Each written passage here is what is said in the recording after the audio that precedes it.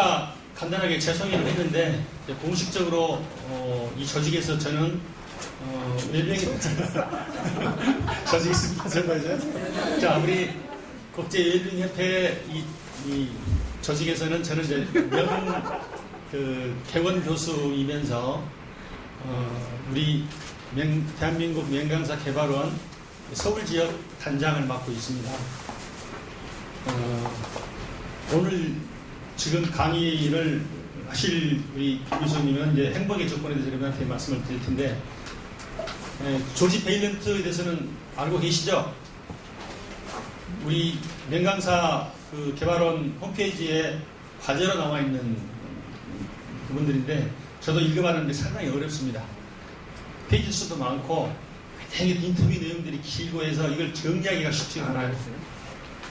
오늘 간단히 이제 말씀을 드리면, 조지 베일런트는 하버드대 교수로 72년간에 걸쳐서 하버드대 30년대 졸업생, 20년대 졸업생 268명하고, 그다음에 보스턴 빈민가에 있는 이너시티 집단을 1930년대 출생한 사람들 456명, 그다음에 IQ 141 이상 되는 터만 여성 1910년대에 태어난 90명, 그래서 814명의 72년간에 걸친 생장 보고서입니다. 그래서 이 저자는 고통이 얼마나 많고 적냐가 중요한 게 아니고 그 고통을 어떻게 대처하느냐 하는 방어 기제에 대해서 설명을 많이 했고요. 50세 이후에 인생은 스스로 결정하는 것이다. 그래서 늘 일하면서 사랑하는 인생을 살라고 우리에게 충고해주고 있습니다. 노화는 정신적으로 육체적으로 쇠퇴하는 게 아니고 계속 성장해가는 과정이다. 그래서 성공적인 노화는 곧 성공적인 생존을 의미하는 것이고, 이런 건강하게 그리고 품위 있게 살아가는 것이다. 그래서 이런 다른 사람들을 받아들이고 또 그 사람들과 더불어서 성공하는 그런 삶을 살아가는 과정이 우리의 인생이다, 이렇게 설파해주고 있는데, 그 구체적인 내용들을 여러분들에게 아주 요약해서 설명해 주실 우리 국제웰빙협회 협회장이시면서 대한민국 명강사 개발원의 원장님이신 우리 김영진 교수님을 모시도록 하겠습니다. 여러분 많은 박수 한번 해주시기 바랍니다. 고맙습니다. 여러분, 이 책을 구입하신 분들 한번 손들어 보세요. 아유, 많이 하셨네요. 고맙습니다. 그런 열정이 참 필요하고, 적어도 행복 강사가 된다면 행복 강사로서 내가 어떤 사람에 대한 어떤 부분을 알고 있는가 하는 것이 중요하겠죠. 우리 박종석 교수님 잘 정리해서 설명해 주셨는데, 시간이 많지 않기 때문에 지금 20분, 50분, 약 30분 정도밖에는 시간이 없겠네요. 하지만 아주 임팩트하게 여러분과 함께 이 책을 짚어나가도록 하겠습니다. 유인물 한번 보시죠. 유인물 보시면은 첫 번째 조지 베일런트가 누구인가에 대한 그런 이야기를 해놓았어요. 자, 이 시간은 제가 주입식 강의를 하는 것이 아니라 여러분과 함께 토론식 강의를 하는 것이 목적입니다. 그래서 혹시 조지 베일런트에 대해서 준비해온 자료가 있으시면 좀 누가 발표를 해주시죠. 조지 베일런트에 대해서 준비된 자료가 있습니까? 조금 더 간결하게, 적어도 이 책의 저자가 어떤 사람인지 우리가 기본은 짚고 넘어가야 되겠는데요. 세계에서 가장 오래 진행된 성발달 연구를 맡아온 미국의 정신과 전문의이며 1934년 뉴욕에서 태어났고, 현재 하버드 대학교 의사 대학 교수이고,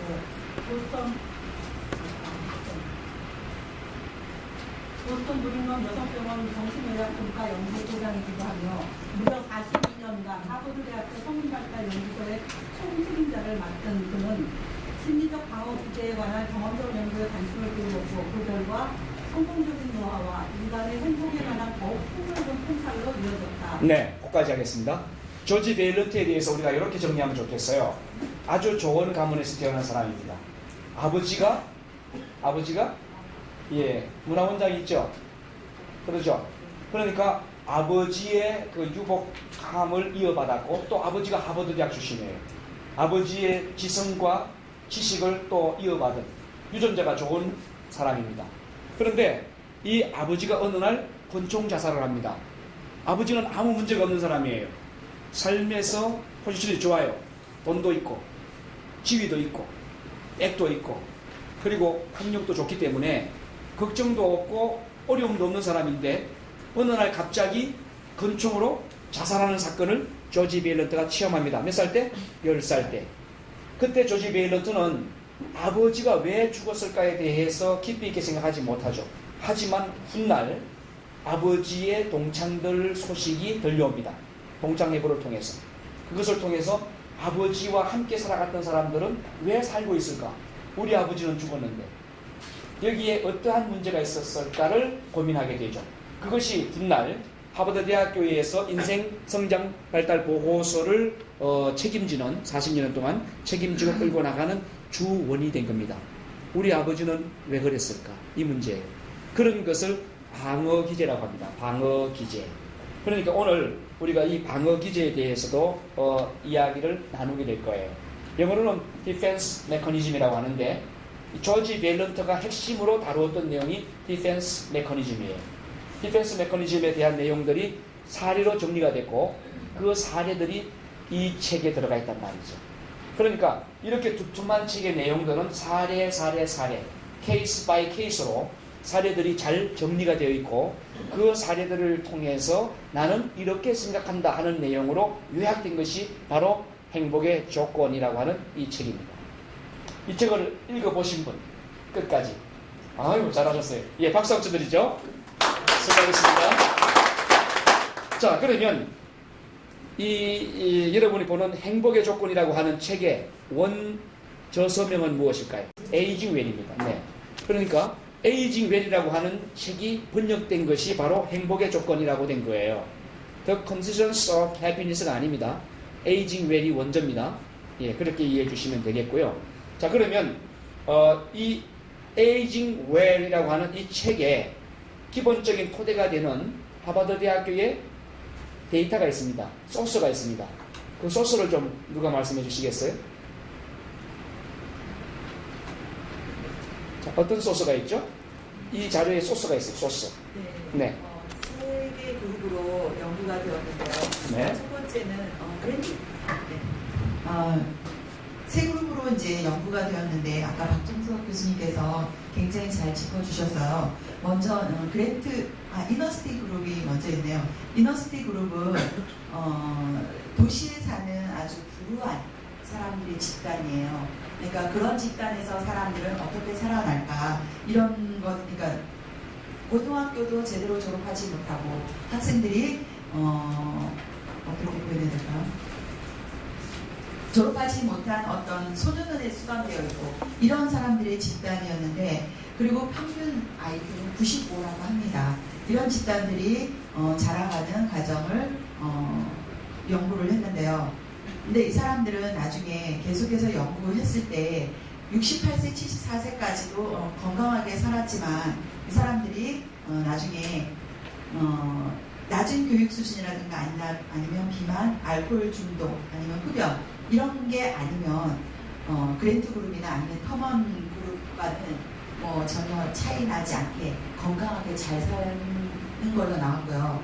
그리고 그랜트 그룹은 하버드 법대 졸업생들을 대상으로 했습니다. 예, 1910년대부터 계속했는데 1학년이 지나고 평균 학점, 시학점 이상인 사람들을 대상으로 연구를 한 그룹이 그랜트 그룹이에요. 근데 이거는 그랜트 어떤 사업가가 어떤 두 분의 그러니까 정신 분석을 연구하는 의사들의 연구를 사업가가 지원을 하게 되죠. 네. 예, 거기까지 정리해 보겠습니다. 이 책에는 크게는 두 가지고 세분화시키면 세 가지입니다. 기본 자료가 그렇습니다. 그 자료라고 하는 것은 연구 단체의 자료입니다. 그러니까 크게는 세 개 기관의 자료가 들어가 있다. 그렇게 정리하시면 되겠어요. 지금 우리 정혜숙 교수님 잘 정리해 주셨는데 첫 번째는 이너시티 그룹의 자료입니다.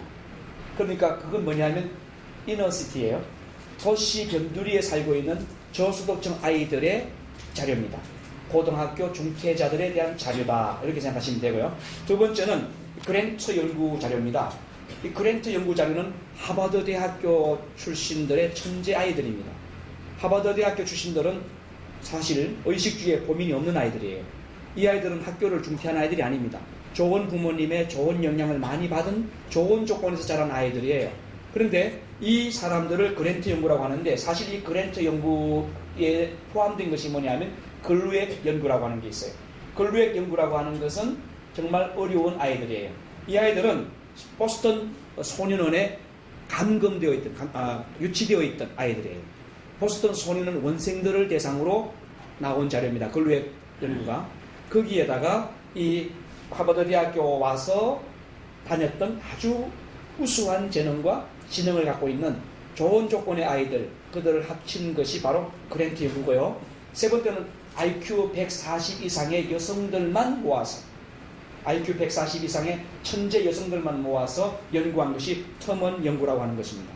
그러니까 이 에이징 웰이라고 하는 이 책의 기본 데이터는 이 세 가지를 토대로, 그것이 하루아침에 결정된 것이 아니라 한 40년에서 60년, 70년 이렇게 오랜 기간 동안의 그 과정을 추적 관찰해서 그들의 삶을, 경과를 측정하고 이런 사람들이 왜 그런 문제를 일으켰을까라고 하는 것을 정리한 거다, 이렇게 생각하면 되겠습니다. 그러면 3번으로 넘어가서요. 조지 베일런트가 분류한 디펜스 메커니즘이라고 하는 것, 그것이 있습니다. 네 가지인데 이 네 가지 방어 기제를 누가 좀 설명해 주시겠어요? 간단하게? 네. 네 가지 방어 기제가 있는데요. 첫 번째가 사이코틱 디펜스 메커니즘, 두 번째가 이머추얼 디펜스 메커니즘, 그 다음에 세 번째가 뉴레틱 메커니즘, 그 다음에 네 번째가 머추얼 메커니즘. 해서 네 가지 방어 기제가 있습니다. 네. 고맙습니다. 네 가지 방어 기제를 잘 설명하셨어요. 그러면 사이코틱 메커니즘이라고 하는 거, 그거 한번 설명해 보실까요? 사이코틱. 네, 사이코틱 디펜스 메커니즘은요, 정신병적 방어 기제를 말하는데요. 그 걸음마 시기의 아이들에게서 많이 나타나고 있습니다. 예를 들어서 그 아이들이 뒤뚱뒤뚱하다가 바닥에 이렇게 탁 넘어졌습니다. 그럴 때 자기가 본인이 넘어졌음에도 불구하고 마치 다른 사람이 밀어서 넘어졌다라고 그 누구에게인가 도움을 요청하죠. 예를 들어서 뭐 엄마인데 제가 나를 밀어서 넘어졌어, 이렇게 말을 하곤 합니다. 그래서 방어 기제 가운데 가장 나쁜 거라고 말을 하고 있습니다. 그다음에 두 번째, 그 immature defense mechanism, 미성숙한 그 방어 기제를 말하는데요. 그거는 유아기가 끝날 즈음에 이렇게 나타났다가 성숙해지면 사라지는데요. 주로 이제 50세에서 75세가 되면은 그 어릴 때 했던 그런 기제들이 사라져 간다라고 합니다. 그다음에 세 번째, 신경직적 방어 기제인데요. 이거는 3세에서 90세에 이르는 건강한 사람들과 그 신경직적 장애, 심한 스트레스를 겪고 있는 사람을 말을 합니다. 예를 들어서 이게까지는 시간이 없어가지고 좀 듣고 싶지만 아쉽죠. 네 가지 방어 기제라 했다. 물론 이 방어 기제에 대한 이야기는 프로이드가 쓴 거예요. 지금은 또 프로이드가 심리학에서 정신분석학에서 방어 기제라는 것을 반영했는데, 조지 베일런트는 여러 가지 수많은 방어 기제 가운데에서 행복을 이야기하려면 네 가지 방어 기제를 이야기해야 된다라고 정리한 겁니다. 그 네 가지 방어 기제는 지금 준비됐죠. 신경정적 방어 기제도 있고, 정신병적 방어 기제도 있고, 미성숙한 방어 기제도 있고, 그리고 성숙한 방어 기제도 있다라고 하는 겁니다. 지금 우리 정인경 교수님이 그 세 가지를 설명해 드렸어요. 세 가지. 그러면 행복 강사는 이러한 방어 기제를 갖고 있는 사람들을 만나는 거예요. 그 넷 중에 한 부류라고 생각하면 됩니다. 정신병적 방어 기제를 갖고 있는 사람도 있다. 또 신경정적 방어 기제를 갖고 있는 사람도 있다. 이렇게 보면 되겠는데요. 이 방어 기제가 뭐냐? 간단하게 말씀드리면 이겁니다. 무의식적인 방어 본능입니다. 누가 나에게 어떤 것을 위해를 가하거나 또는 내가 해결하지 못하는 상황에 봉착했을 때 나도 모르게 무의식적으로 나를 보호하려고 표현하는 본능적인 표현인데 그게 정상적이냐? 아니요. 왜곡된 표현입니다. 상당 부분이 왜곡된 것입니다. 좋지 않은 방향으로 갈 수 있는 것을 방어기제라고 하는 거죠. 자, 그러면 조지 베일런트가 이러한 방어기제를 연구하면서 늙어가는 것, 에이징, 노인이 되어가는 것, 이런 문제를 연구해 봅니다. 그러면서 행복한 노인이 되기 위한, 행복하게 늙어가기 위한 7가지 방법을 이야기해요. 여러분, 지금 제가 말씀드리는 것은 굉장히 중요한 부분입니다. 행복하게 늙어가는 7가지의 방법이 있다고 조지 베일런트가 이야기하는데, 이 사람이 이런 이야기를 하게 된 것은 지금 데이터가 있죠. 터먼이라든지 이너스티라든지 기억하시죠? 예, 그러한 자료들을 종합해 볼 때 이렇더라 하는 겁니다. 그냥 말하는 게 아닙니다. 수십 년 동안 자료를 수백 명 내지 수천 명을 모아서 그 한 사람을 계속 5년 단위, 3년 단위로 추적 관찰해서 그렇게 나온 데이터를 통계내어 보니까 잘 늙어가는 데에는 그냥 되는 것이 아니라 조건이 있더라. 7가지 조건이 있더라 이겁니다. 지금 이 부분을 여러분들이 잘 정리해 놓으시면 나중에 행복 강의할 때 굉장히 품격 있는 강의를 할 수 있습니다. 여러분 행복하십시오. 행복한 거는 그냥 인사 잘하고 잘 살면 됩니다. 이렇게 말하는 게 아니죠. 조지 베일런트가 하버드 대학교에서 인생 성장 보고서를 정리하면서 행복하게 늙어가는 훌륭한 노인이 되는 방법 7가지를 정리했습니다. 오늘 제가 그걸 좀 소개해 드릴게요 라고 이야기하는 거예요. 어떻습니까? 굉장히 강의가 품격이 있죠. 강의는 행복 강의, 인문학 강의는 그렇게 가는 겁니다. 그래서 우리가 이런 교재를 보는 거고 이런 교재를 정리하는 건데, 조지 베일런트가 이야기했던 행복하게 늙어가는 7가지의 조건을 누가 말씀해 보시겠어요? 정인 교수님 간단하게.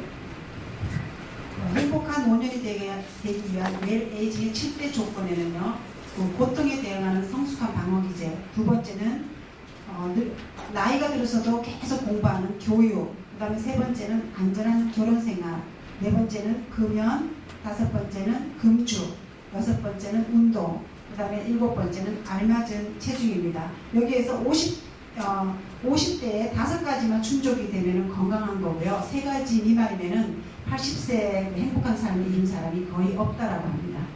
예. 조지 베일런트가 이러한 데이터를 만들어내기 위해서 그가 글루엑이라든지 그레트라든지 터먼이라든지 이너스티라든지 이러한 그 모임의 사람들을 종합 관리해서 나온 데이터이기 때문에 우리가 방금 이야기했던 7가지는 잘 정리하셨다가 어르신들을 대상으로 행복 강의할 때 이 7가지를 풀어서 설명해주면 굉장히 폼나는 강의를 해나갈 수가 있는 거죠. 7가지 기억하시죠? 네. 예, 첫 번째 뭐였습니까? 성숙한 방어기제입니다. 고통이 올 때 아파 죽겠다 힘들다 하는 게 아니고 나이가 들어갈수록 60이 되면 이순이잖아요. 그죠? 기가 이렇게 아주 순하게 들리고 그래서 편안하게 표현하죠. 그와 같이 고통을 잘 내가 만들어가는 방어기제가 있다 하는 거고, 또 두 번째는요, 교육입니다. 이 교육은 평생교육을 말합니다. 여러분 어르신들을 대상으로 평생교육을 강조할 때요, 그냥 강조하실 필요가 없습니다. 돌아가실 때까지 공부하시면 건강하고 행복하게 살 수 있습니다. 저의 이야기가 아니고 하버드 대학교의 조지 베일런트 박사의 이야기입니다. 그 사람의 생각이 아니라 그가 수십 년 동안 자료를 토대로 연구해 보았던 결과입니다. 이렇게 말할 수 있는 거죠. 세 번째는 뭡니까? 안정된 삶을 말합니다. 부부간에 말이죠. 그래서 부부간에 건강하게 잘 사는 사람, 저 같은 경우는 28년째 살고 있는데 물론 연애기간까지 합치면 30년이 됩니다만은 30년 동안 잘 지내고 있습니다. 그거는 제가 잘 늙어가고 있다는 이야기고, 늙어서 아주 행복한 삶을 또 보장받을 수 있다는 가능성을 이야기하는 지표다, 이렇게 말하는 거죠. 네 번째는 뭘까요? 예, 금연. 다섯 번째 금주. 여섯 번째 운동. 7번째 체중관리입니다. 체중관리. 그런데 이 가운데에서 5가지 이상 넘어가도록 만드는 것이 기술인 거죠. 우리가 이 7가지 지표 가운데 5가지만 넘어가면, 그러면 건강하게 행복하게 잘 늙어간다 라고 통계가 나오다는 겁니다. 만약에 3가지 미만이다, 7가지 중에서 나는 내가 오케이 라고 할 수 있는 것이 3가지 미만이다 하면 그는 고독사할 확률이 높다. 이런 이야기입니다. 참 심각한 이야기죠. 이런 이야기를 우리가 생각해 보고요. 5번째입니다. 여러분 교재 19쪽에 나오는데 조지 베일런트가 긍정적인 감정들을 이야기합니다. 어떤 감정들이었을까요? 긍정적인 감정. 경외감, 사랑, 자비, 감사, 용서, 기쁨, 즐거움, 희망, 신뢰 뭐 이런 것들이 있죠. 예, 요거는 그 조지 베일런트가 그 펜실바니아 대학교에 가서 마틴 셀리그만의 제자들, 대학원생들을 모아놓고 강의할 때 가르쳤던 내용이에요. 긍정심리학의 대가는 마틴 셀리그만입니다. 그런데 마틴 셀리그만의 제자들, 석사 과정에 있는 그 제자들에게 바로 조지 베일런트가 가서 이런 이야기를 하는 거예요. 긍정적인 감정은 구체적으로 말하자면 이거다. 그렇죠? 그럼 우리가 어르신들에게 할아버지, 할머니 긍정적인 생각을 가지세요. 긍정적으로 사세요. 이렇게 말하잖아요. 그러면 긍정적인 게 뭐냐? 이렇게 말할 때 조지 베일런트 박사가 이야기했던 것들이 이런 것들입니다. 라고 풀어서 설명해 주면 참 좋겠다 이겁니다. 6번째 보겠습니다. 긍정적으로 늙어가기 위해서는 누가 좀 조사한 분 있습니까? 긍정적으로 늙어가기 위해서 필요한 것 53쪽에 나오는 건데요. 첫째는 사랑입니다. 사랑. 두 번째는 일입니다. 일을 해야 됩니다. 우리 아버지는 90세인데도 작은 신발을 만듭니다. 공예품. 아주 작은 신발. 2시간 걸려서 신발 한 켤레를 만듭니다. 철사줄. 신발이 요만합니다. 요거 한 켤레를 두 짝을 2시간 걸립니다. 제가 그러죠. 아버지 그 힘들게 왜 만드십니까? 미국에 가는 사람이 있어서 100켤레를 아버지가 보내셨어요. 미국으로 100켤레를 지난 구정 때. 그런데 우리 아버지는 그걸 몇 달 동안 만드신 거예요. 우리 아버지는 보는 사람들에게 신발을 선물합니다. 그래서 제가 그랬어요. 아버지, 제가 좋은 아이디어가 있어요. 내가 용돈 드릴게. 서울대학교 내가 3월 8일 행사하는데 그때 내 신발 갖다가 아버지 거 팔아. 한 켤레 5,000원씩 받아드릴게요. 그랬어요. 여러분 굉장히 아름답습니다. 신발. 일이 필요한 거예요. 일이. 저 신발 장사 아닙니다. 어르신들이 잘 늙어가시기 위해서 일이 필요하다. 그거 말씀드리는 거고, 세 번째는 새로운 지식을 계속 습득하는 겁니다. 평생 교육이 그래서 중요하죠. 네 번째는 사랑을 지속하는 겁니다. 사랑을 지속하는 겁니다. 그 다음 7번으로 가겠습니다. 연구하는 방법에 있어서 두 가지 방법이 있는데 장기 추적 방법과 전향적 연구 이 두 가지 방법이 있어요. 그런데 장기 추적 방법이라고 하는 것은 어느 사람을 만나서 당신 50년 동안 60년 동안 어떻게 살았어 말해봐. 이렇게 해서 그 사람의 기억에 의존해서 데이터를 만들어내는 거예요. 지금 여기에서 제가 설문을 돌립니다. 그래서 지금까지 살아온 것을 체크해 보세요. 불행했던 때, 좋았던 때, 또 기뻤던 때, 의미 있었던 일들 이렇게 해서 체크를 하는 것은 전부 장기 추적 방법입니다. 그런데 이건 문제가 많아요. 왜요? 사람은 좋은 것은 잊어버려요. 그러나 슬펐고 아팠던 것만 남아요. 따라서 그 사람이 내놓는 데이터는 전부 부정적인 게 너무 많습니다. 긍정적인 것을 많이 놓쳐버려요. 하지만 전향적 연구는 그렇지 않습니다. 전향적 연구는 기간을 정해서 합니다. 3년 또는 5년 그렇게 해서 계속 데이터를 만듭니다. 오늘 여러분이 만났잖아요. 그러면 지금부터 3년 전까지만 체크하는 거예요. 그리고 다시 3년 뒤에 만납니다. 그러면 또 3년 동안에 그 있었던 일들을 또 체크하는 거예요. 그런 식으로 데이터베이스를 하는 게 어떤 연구다? 전향적 연구다. 그러면 전향적 연구는 크게 6가지의 가치가 있습니다. 누가 설명할 수 있습니까? 예. 첫 번째는 전향적 연구는 행복한 노년을 살아가는 사람과 일찍 죽은 사람의 사망 배경에 대해서 자세히 연구할 수 있어요. 두 번째는 대상자들의 기억에 의존하지 않아도 돼요. 왜요? 3년 전, 5년 전 요거밖에 안 되니까요. 있었던 사실을 바로바로 답을 낼 수 있으니까요. 세 번째는 프로이트가 말했던 퇴행 개념을 아주 객관적으로 설명할 수 있습니다. 여기서 퇴행과 고착의 차이는 좀 다릅니다. 심리학적 표현인데요. 시간이 좀 없어서 이건 넘어가도록 할게요. 다음에 여러분들이 한번 찾아보세요. 퇴행과 고착이라고 하는 거 그런 게 있습니다. 그 다음 네 번째는 전향적 연구는 잘못된 기억도 창조적으로 적용할 수 있다는 것입니다. 우리가 기억한 그것을 다시 한번 리바인드 해가지고 좋은 쪽으로 재해석할 수 있다는 거예요. 그러니까 어떤 상처를 받은 사람, 아픔을 겪은 사람, 실패와 좌절과 열등감 속에 빠진 사람을 전향적 연구를 통해서 그 사람의 생각을 다시금 바꾸어 줌으로써 인노베이션이 가능하다는 거죠. 개선이 가능하다는 거예요. 그러면 그 사람의 이 인생의 행복지수의 지표가 낮았던 것이 올라갈 수 있다는 거죠. 그런 가치가 있는 겁니다. 그리고 5번째는 전향적 연구를 통해서 대상자들의 수치감을 극복할 수 있는 시간적 여유가 주어진다는 거예요. 너무 오래되면 해결하기 힘들어져요. 그러나 짧게 문제를 확인하게 되면 바로바로 문제를 해결해 나갈 수 있기 때문에 좋다는 거죠. 6번째는 전향적 연구에서는 원인과 결과가 아주 명백하게 드러납니다. 왜요? 기간이 짧잖아요. 짧으니까 그 원인이 무엇일까를 분석하기가 쉬울까요? 어려울까요? 쉽게 되는 것입니다. 82쪽으로 가면 8번째 문제에 대한 생각이 나옵니다. 조지 베일런트는 노화에 대해서 크게 3가지로 말합니다. 노화. 우리는 흔히 노화 그러면 늙는 것, 늙어가는 것, 아니면 세포의 성장이 멈추는 것 이렇게 생각할 수 있는데 그와 비슷한 거 말합니다. 첫 번째, 쇠퇴.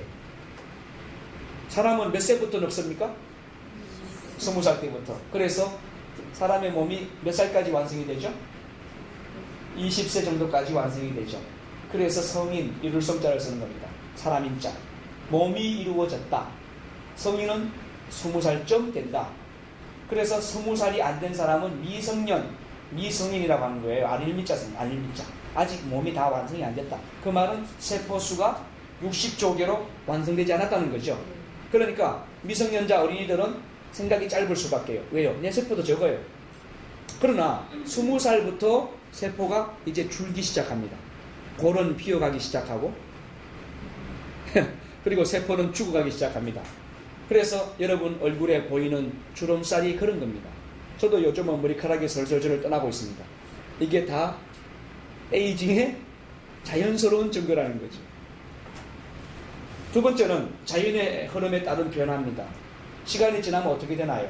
처녀가 결혼할 때는 참 예뻤어요. 머리카락도 아주 브라운색으로 예뻤어요.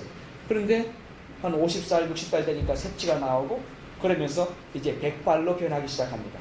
이런 것이 이것이 노화다 이렇게 보는 거고요. 3번째는 죽을 때까지 계속 성장하는 것이 노화다 이렇게 긍정적인 의미를 부여합니다. 이 단계는 뭐냐? 우리의 인격적인 면과 지성적인 면과 감성적인 면 이런 면이 계속 성장한다 라고 하는 것을 노화의 범주에 조지 베일런트는 넣었다는 겁니다.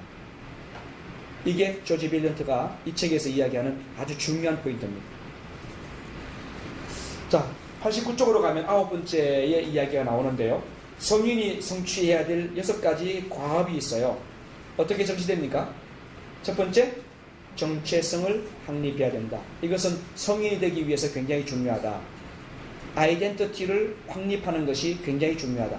아이덴티티가 확립되지 아니하면, 자기 정체성이 확립되지 아니하면 그 사람은 성인이 될 수 없다는 거죠.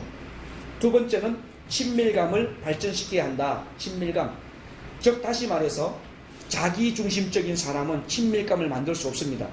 항상 내 거야 하고 움켜쥐잖아요. 친구가 오면 같이 놀아줘야 되는데 그 장난감을 자기 거라고 움켜쥐고는 막 울어요. 만지면. 그리고 그 친구가 갖고 있지 못하게 만들어요. 이것은 미성숙하기 때문에 미성숙한 방어기제를 표현하는 거죠. 그래서 그 아이를 가서 핥히면 이거는 신경정적 방어기제의 지금 대표적인 표상이 되는 거예요. 됐죠? 그러니까 이러한 상황 속에서 벗어나게 하는 것은 바로 친화적인 문제입니다. 친밀감이에요.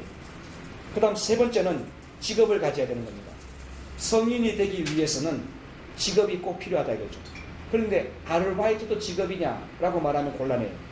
직업이라고 하는 것은 안정된 직업을 말합니다. 안정된 직업.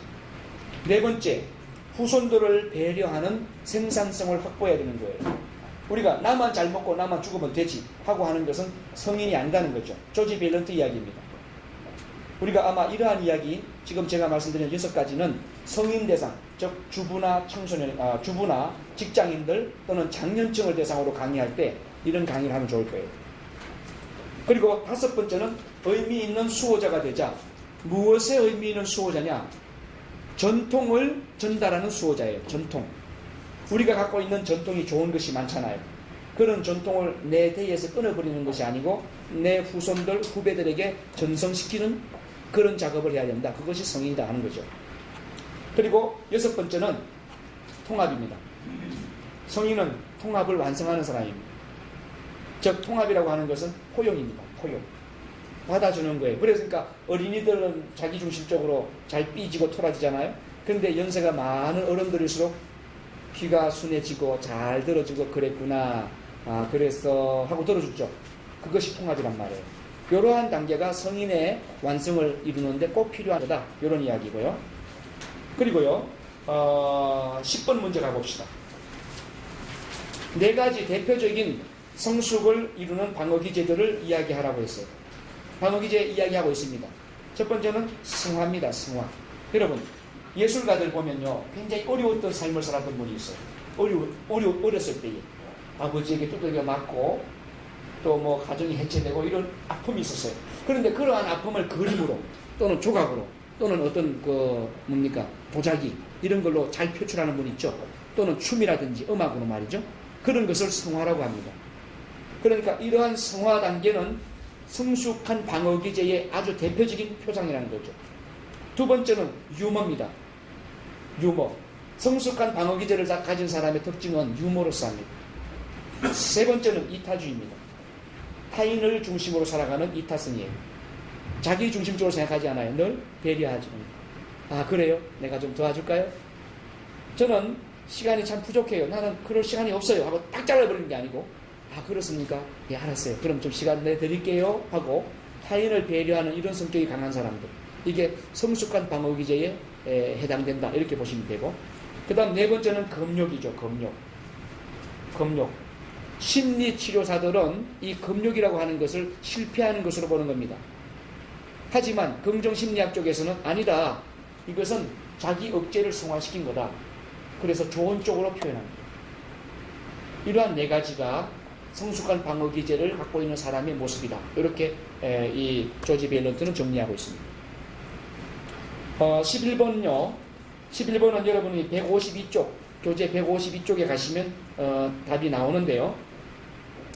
아주 중요한 이야기입니다. 어릴 때에 불행하게 살았다면 늙어서도 4가지 영향이 나온다는 거예요. 그래서 어릴 때의 환경이 늙어서 영향을 미치는데 이 4가지는 첫째 정신질환입니다. 정신질환은 어릴 때 영향이 간다는 거죠. 저 사람이 괜찮았는데 40대 중반에 우울증이 오고 또 정신질환자가 됐다. 60대가 돼서 정신질환자가 됐다. 이런 사람 있잖아요. 건강하게 잘 살던 사람이 어느 날. 그게 어느 날 갑자기 된 게 아니에요. 그 시한폭탄을 끌어안고 살아왔던 거예요. 그게 그때쯤 터진 거죠. 그러니까 어릴 때에 불행한 유년기를 가졌다면 늙어서 정신질환에 걸릴 확률이 높다. 제 이야기가 아니고 조지 베일런트가 연구했던 결과입니다. 두 번째는 놀이 분야에 서툴더라는 겁니다.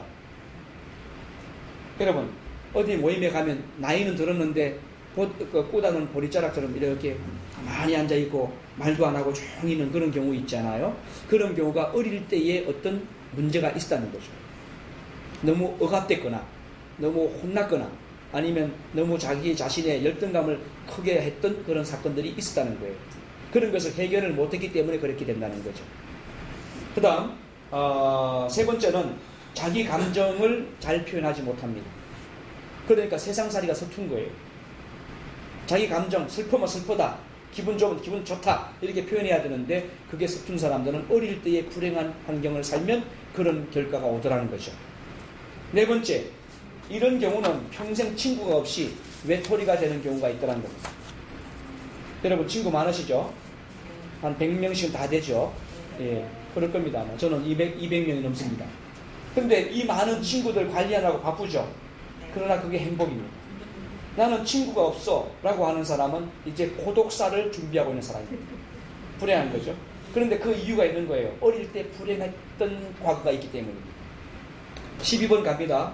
창조성과 생산성을 설명하라고 한 거예요.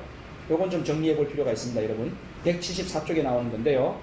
창조성, 크리에이티비티라고 하는 것은 예전에 없던 것을 만들어내는 거죠. 그렇죠. 그런데 생산성이라고 하는 것은 예전에 존재하는 것보다 더 많은 것을 만들어내는 것입니다. 개념 정리해야 됩니다. 13번입니다. 세계보건기구에서 말하는 건강의 의미입니다. 우리는 흔히 육체적인 건강만 생각하잖아요. 그런데 건강을 그렇게 말하지 않습니다.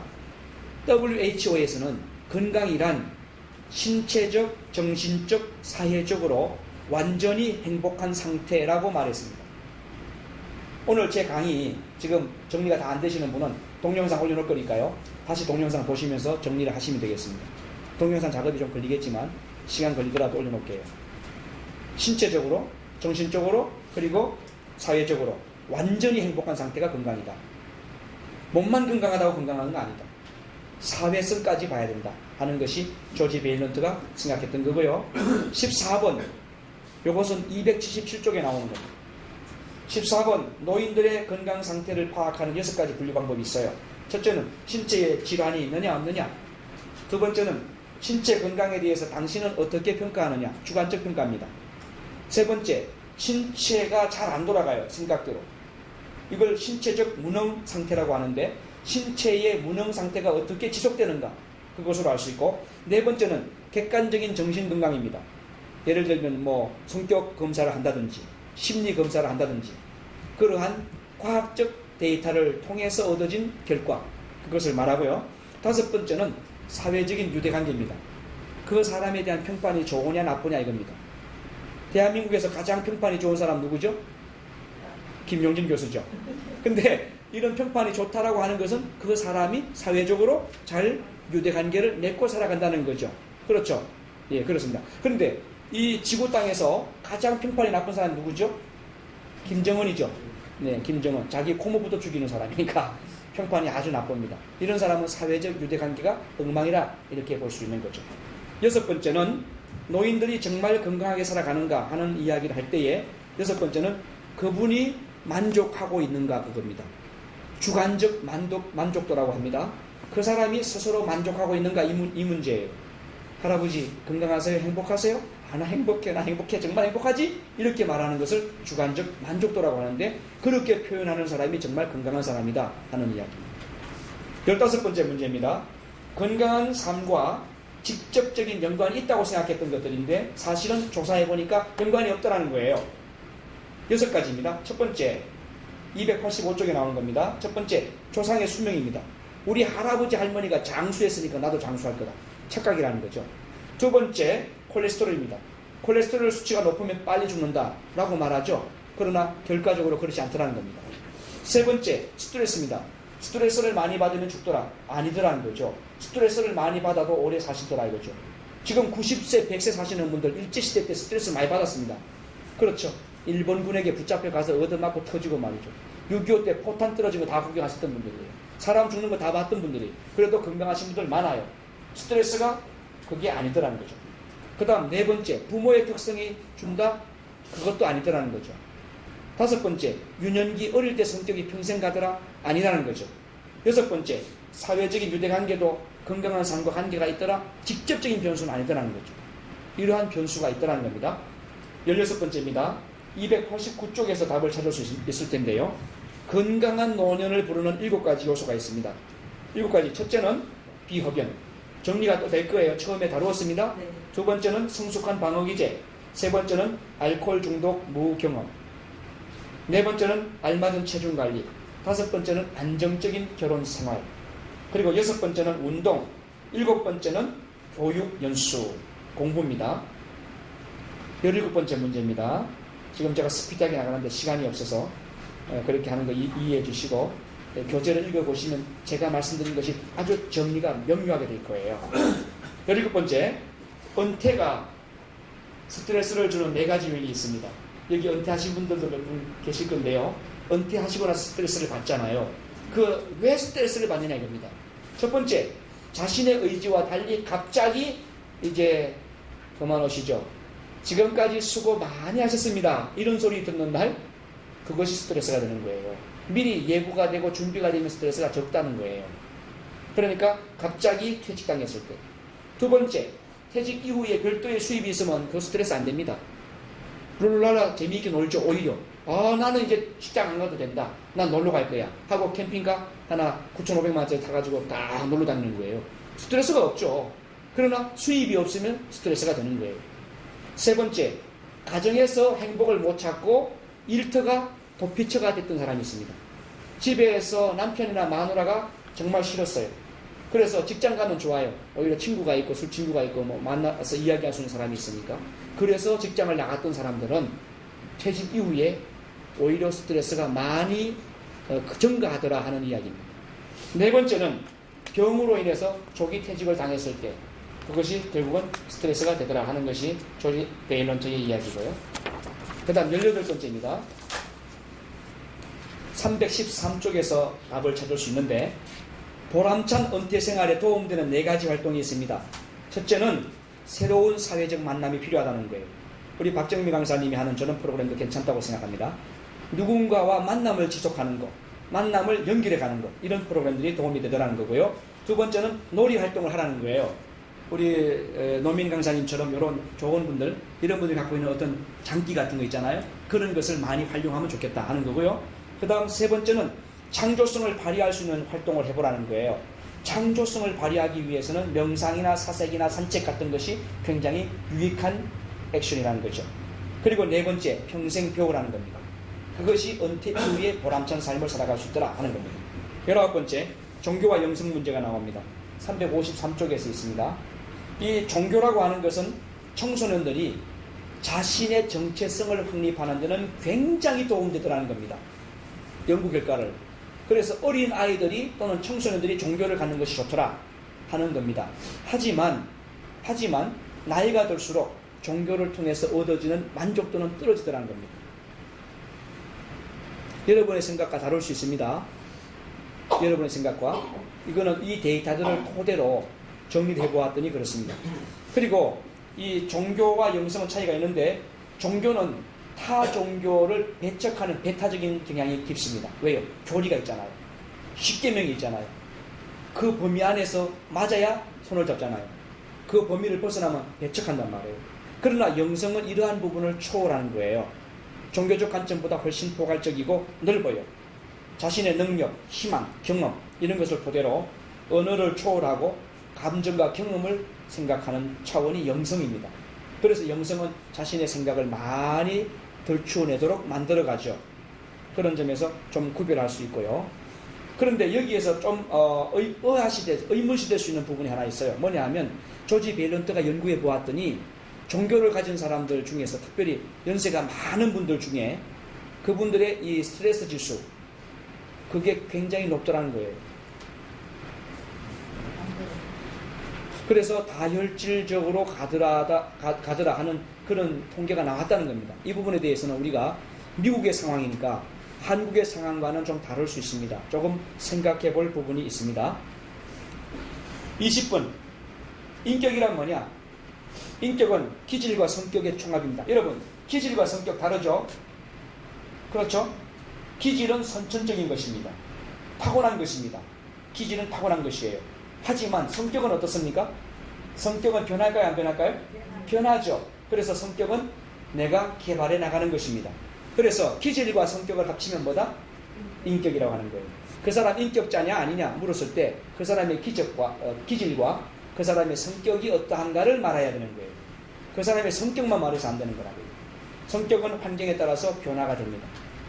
좀 편안하고 잘 살면 성격이 부드러워집니다. 우리 박 교수님 인상과 관상은 다르다 그랬잖아요. 그러니까 거기서 인상이라고 하는 것은 아마 성격의 영향을 받는 것이라고 저는 생각하고 싶은데 이 조지 베일런트 박사는 그렇게 이야기하고 있는 겁니다. 마지막 여러분이 학수고대하던 21번째 이야기입니다. 이거는 418쪽에 나오는 거예요. 418쪽. 그래서 이 책이 참 두껍습니다. 지금 30분 만에 이 책을 한번 또 420페이지 넘는 책을 여러분이 한번 독파하는 건데요. 정리하는 건데 자 21번 품위 있게 늙어간 사람들의 특징이 있더라는 거죠. 조지 베일런트 박사가 이러한 터먼이나 이너시티나 이런 사람들을 통해서 조사해 보니까 품격 있게 늙어간 사람들은 6가지 특징이 있더라고요. 6가지 특징. 첫 번째, 자기 관리에 충실하다는 거죠. 자기 관리를 잘한다는 것은 타인에 대한 배려를 잘하고 봉사를 하고 교육을 한다. 교육을 받는다. 이런 겁니다. 그러면 행복 강사가 바로 그런 거예요. 행복 강사는 자기 관리 잘해야죠. 그리고 타인에게 가서 좋은 행복의 마음을 넣어주잖아요. 그러니까 행복 강사는 아주 좋은 일을 하죠. 타인에 대한 배려를 또 하잖아요. 그래서 행복 강사는 잘 늙어갈 수 있다 없다? 잘 늙어갈 수 있다. 그럼 몇 살까지 해야 되겠습니까? 죽는 날까지 해야 되는 거예요. 죽는 날까지. 송혜 선생님이 90세 하잖아요. 왜 우리가 90세 못합니까? 그분은요 60세 시대에 시작한 분이에요. 그때는 60세가 산에 올라가는 나이예요. 맞죠? 그래서 저는 저희 아버지 90세, 91세인데 91세 된 아버지한테 그래요. 아버지 친구분들은 산에 올라가신 지 30년 다 되셨습니다. 그런데 안 내려오십니다. 그런데 우리 아버지는 안방에 계시니까 참 좋습니다. 그래요. 그죠? 그러면 우리 아버지 90세, 91세 되신 어르신도 살아계신 이 시대에 우리는 120세 시대를 산다고요. 그러니까 우리는 앞으로 40년, 50년간 강사할 수 있다. 그런데 어떤 강사할 거냐? 90, 80 이렇게 돼가지고 레크레이션 하기 힘들 거예요. 맞죠? 그러나 90, 80 이 정도의 연세 갖고 인생의 경륜을 이야기하면서 행복하게 사는 삶을 이야기하는 것은 충분히 가능하다는 생각을 하는데 동의하시는 분은 박수가 터질 거예요. 고맙습니다. 자, 두 번째, 노년의 초라함을 수용하는 거예요. 기쁘게 감내하는 거예요. 이빨이 빠진다고 슬퍼하지 않다는 거죠. 얼굴에 쭈글탱이가 되더라도 그걸 수용하더라는 거죠. 세 번째, 희망을 갖는다는 겁니다. 나는 낙이 없네 하는 것이 아니고 나는 낙이 있다는 거예요. 희망이 있다는 거예요. 희망을 갖는 사람이 건강합니다. 우리 아버지는 췌장암 환자입니다. 벌써 한 10년 되셨죠? 우리 아버지는 썰기에 빠진 분이세요. 썰기를 떼내버렸어요. 없어요. 하지만 약 안 드시고 소화하십니다. 밥 한 그릇 뚝딱 드시고 소화하십니다. 그럼에도 불구하고 건강하십니다. 췌장암인데도 불구하고요. 여러분 이걸 어떻게 생각하십니까? 희망입니다. 우리 아버지는 다니면서 너무 낙천적입니다. 아버지는 경남에 가시면 70세, 20살 이하의 자기 맏딸이 지금 64살인데 맏딸 자식 같은 할아버지 할머니한테도 친구가 됩니다. 굉장히 멋지죠. 낙천적이고 희망이 있고요. 네 번째, 유머 감각입니다. 유머 감각. 그래서 여러분 유머를 많이 배우셔야 돼요. 우리가 유머 지도사 과정이 있는데 3월 8일 날 서울대에서 유머가 어떤 것인가에 대한 이론적 강의를 해드릴 거예요. 유머 감각이 필요한 거죠. 다섯 번째, 과거에 대해서 반성할 수 있어야 돼요. 우리가 인생을 돌아보면 잘된 것만 아니고 잘못된 것이 있잖아요. 그래서 반면교사를 삶을 수 있도록 해야 된다 하는 이야기고요. 여섯 번째, 오래된 친구 관계를 지속해야 된다는 겁니다. 오래된 친구 관계. 여러분 우리는 새로운 친구를 만들기 위해서 노력하죠. 그런데 그것도 중요하지만 더 중요한 것이 있습니다. 오래 친구 관계를 유지하는 것입니다. 저는 우리 명강사님 여러분들이 저와 함께 100세까지 최소한 100세까지 그 전에 산에 올라가시는 분에게는 벌금을 매기겠어요. 제가 우리 행정부원장님 보내가지고 부의함 옆에 앉아가지고 벌금을 받아오겠어요. 그렇게 하시고 우리가 한 100세까지 오래오래 친구로서 명강의를 하는 행복 강사가 됐으면 참 좋겠습니다. 여러분